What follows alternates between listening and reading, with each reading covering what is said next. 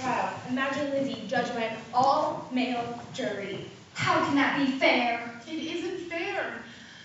I'm afraid we're going to have to rely on any kind of sympathy these men have towards her. I know it's going to be a long, hard struggle. I've had to fight for any kind of respect I can get in my own profession. Men can be most cruel. Can't imagine what you've had to endure, Miss Robsart. Your articles about Lizzie could quite possibly save her. Thank you. There were so many things that happened in that house that were just scandalous. I know my niece is innocent. I've known Lizzie my whole life, and I know she couldn't have done those awful things to her parents. Well, it's up to the jury now. I'm quite afraid for her. I can't imagine my dear innocent lady in prison. I hear you're proud. Let's get to the courthouse.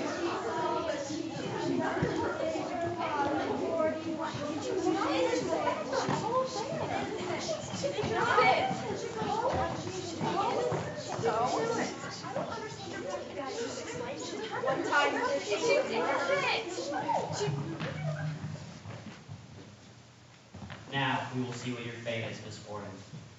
I am a proud woman, Marshal. I stand by my innocence. And that a martyr should ever stare at. Are you comfortable, Miss Borden? Yes. And thank you for your kindness. My time in jail has taken its toll on me. She's Get out! You are not allowed in here. I will have all of you hysterical women arrested.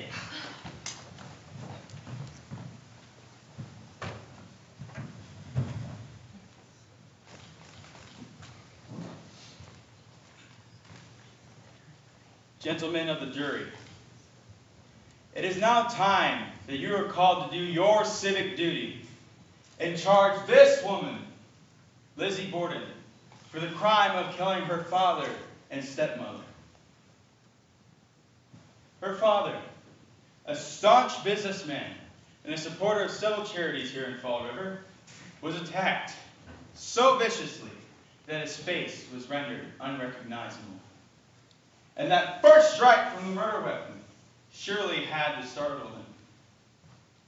And as the hatchet struck him over and over, more blood had to erupt from this wound. And he may not have known what was going on for more than a few seconds. Imagine, gentlemen, his skull falling to pieces as a hatchet was delivered. Each blow to this innocent, sleeping man. Why did Lizzie hate her father so much as to take his life? He loved his daughter and always took care of her. She had good food, clothing, and shelter. What more could a woman in our society want? She had everything. But her stepmother, that is a different story. This woman was cleaning the floor in the master bedroom, and she was struck down like an animal, and her head turned to a bloody pulp. Imagine this woman trying to love her new daughter, but was eventually rejected and killed by this sick, vile woman who goes around to ask if she has the best fashions in the jail cell. I implore you, gentlemen, to not see her as an innocent woman, but as a cold-hearted, meticulous murderer who deserves to rot in prison for these most horrible crimes. Now, Miss Borden.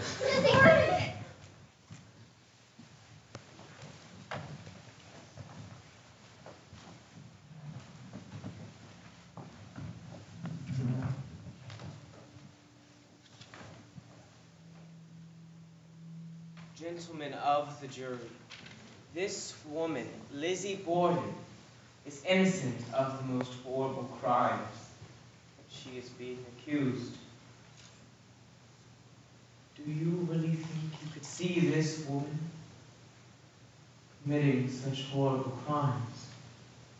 You heard the testimonies from the Borden's maid, Bridget, saying she was poisoning the Bordens because of her low wages. You heard how Miss Borden was upstairs sleeping when the murder occurred. And you also heard how Lizzie herself saw a man running from the house the day of the murder. Now, where is the weapon? Where are the clothes she wore that day? Gentlemen, I tell you that there is too much circumstantial evidence against this innocent, church-going Christian woman. How could an innocent Christian woman like Lizzie Borden commit such a horrible deed? She has taught Sunday school, held women's groups in her homes. These groups support the charities here in Fall River.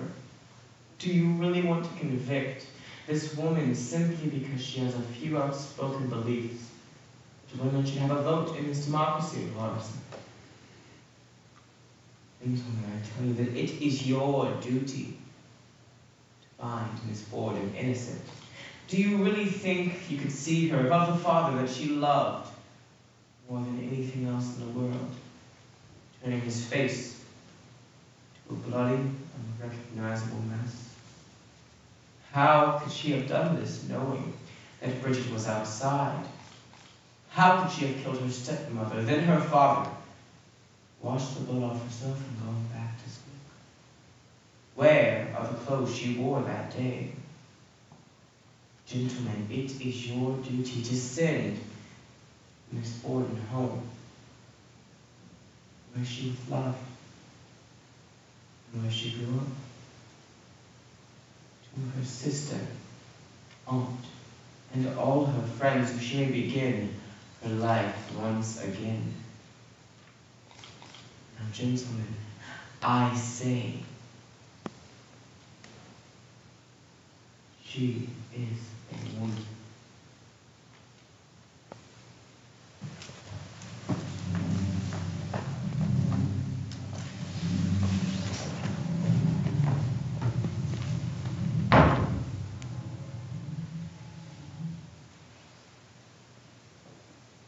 Your Honor, the gentlemen of the jury have reached a verdict.